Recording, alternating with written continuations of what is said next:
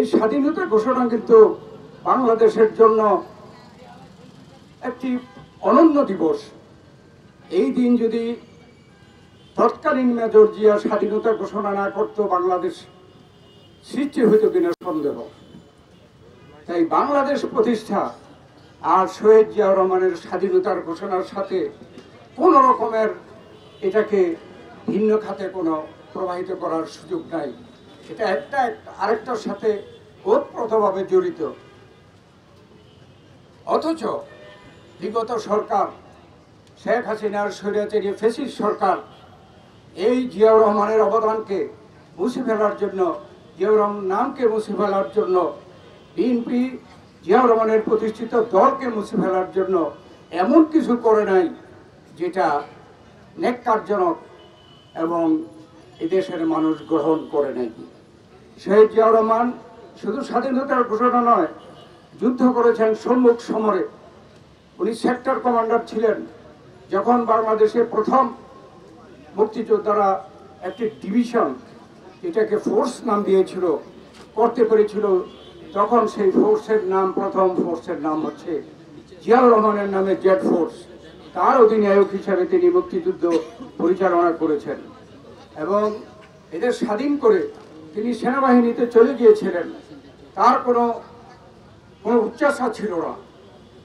তিনি সিনিয়র এবং মুক্তিযুদ্ধের স্বাধীনতার ঘোষক হিসাবে তিনি সেনাপ্রধান হওয়ার কথা ছিল, কিন্তু স্বাধীনতার পরে যারা ক্ষমতায় ছিল জিয়াউর রহমানকে বঞ্চিত করেছিল, কিন্তু জিয়াউর রহমান তার কোনো প্রতিবাদ করেনি। কিন্তু স্বাধীনতার পরে যারা ক্ষমতায় ছিল তারা দেশে নানা ধরনের অন্যায়, অত্যাচার, নির্যাতন, রক্ষী বাহিনী সৃষ্টি, গণতন্ত্র হত্যা করে বাকশাল প্রতিষ্ঠা, অর্থনীতি লুটপাট করে, সমাজতন্ত্রের নামে অর্থনীতি লুটপাট করে দেশের ৭৪ সনে দুর্ভিক্ষ সৃষ্টি করেছিল। যারা এখানে বয়স্ক তারা ভালো করে জানেন। এদেশের মানুষ বিক্ষুব্ধ হয়ে এই তৎকালীন সরকারের বিরুদ্ধে এইবারও যেন ২৪-এ অভ্যুত্থান করেছিল, বিদ্রোহ করেছিল, তেমনি ভাবে একটার পর একটা তখন কিন্তু অভ্যুত্থান, কাউন্টার অভ্যুত্থান হয়েছে। এই প্রক্রিয়ায় ৭৫-এর নভেম্বরের ৪ তারিখে খালেদ মোশাররফ, একজন ব্রিগেডিয়ার, নিজে মেজর জেনারেল ঘোষণা করে তিনি সেনাপ্রধান হয়ে, তখন জিয়াউর রহমান সেনাপ্রধান, তাকে ঘরে তার নিজ গৃহে গ্রেপ্তার করে তখন বঙ্গভবন দখল করে। তখনই এদেশের মানুষ, জনগণ এবং সৈনিকরা বিক্ষুব্ধ হয়ে একত্রিত হয়ে এদেশে সিপাহী জনতার বিপ্লব সাধন করে এবং তার মাধ্যমে জিয়াউর রহমান ক্ষমতায় এসে তিনি রাষ্ট্রপতি হিসাবে, অনেক কথা বলতে হয়, সময় নাই, তিনি সফল ছিলেন। তার প্রমাণ হচ্ছে তাকে হত্যার পরে ঢাকায় যে জানাজা হয়েছিল, এত বড় জানাজা তখন পর্যন্ত পৃথিবীর কোনো দেশে কোনো মুসলিম প্রধান মারা যাওয়ার পরে এত বড় জানাজা হয়নি। দেশে বিদেশে পত্রিকায় এটা প্রচারিত হয়েছে। আমি সেখানে উপস্থিত ছিলাম।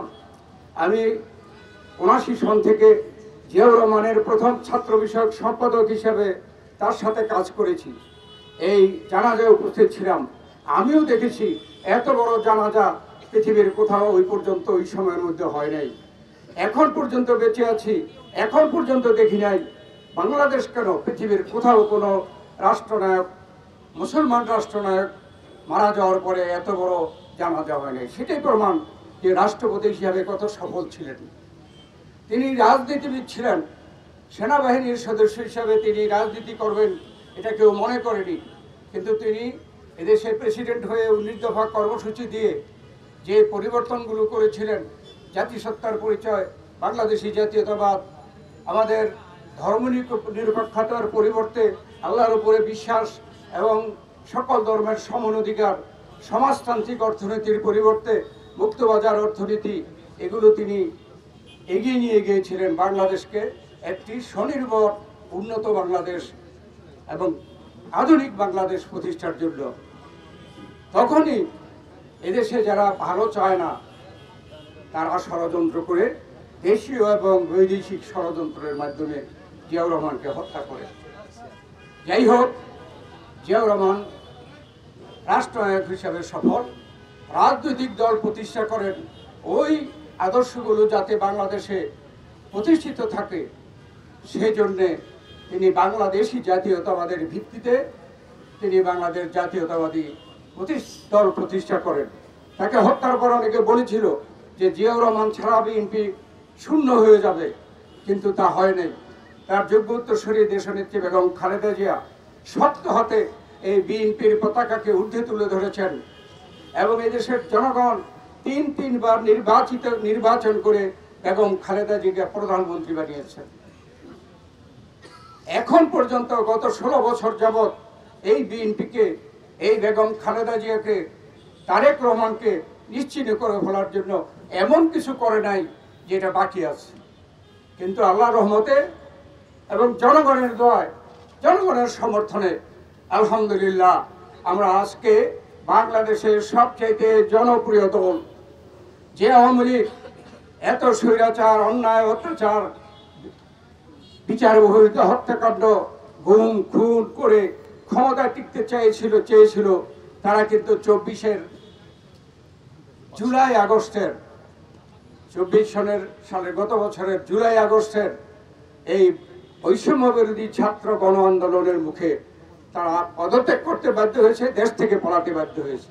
আজকে বেগম খালেদা জিয়া বাংলাদেশে জনগণের কাছে সবচেয়ে জনপ্রিয় নেত্রী, বিএনপি সবচেয়ে জনপ্রিয় দল। হাততালি দিয়ে নয়, কারণ আজকে আমরা শোক দিবস পালন করছি। এই দিবসটি বাংলাদেশের জন্য অত্যন্ত শোকের দিবস। যদি বাংলাদেশে জিয়াউর রহমান বেঁচে থাকতো, আমরা আজকে বাংলাদেশের এই অবস্থা না, অনেক উপরে চলে যেত। তার যে পরিকল্পনা ছিল এই বাংলাদেশ স্বনির্ভর এবং উন্নত আধুনিক বাংলাদেশে পরিণত হইত। সেই জন্যে তিনি রাজনীতিবিদ হিসাবেও সফল। এই রাজনৈতিক দল এখনো টিকে আছে এবং বাংলাদেশে আজকে সবচেয়ে জনপ্রিয় দল।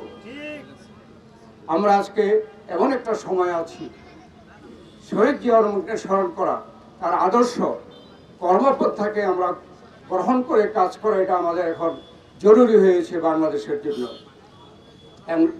জিয়াউর রহমান বাকশাল বাতিল করে গণতন্ত্র প্রতিষ্ঠা করেছিলেন।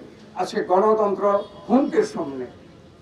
আজকের বাংলাদেশের মানুষ স্বৈরাচারকে পতন ঘটিয়েছে, কিন্তু এখনো গণতন্ত্র পূর্ণ প্রতিষ্ঠা করতে পারে নাই।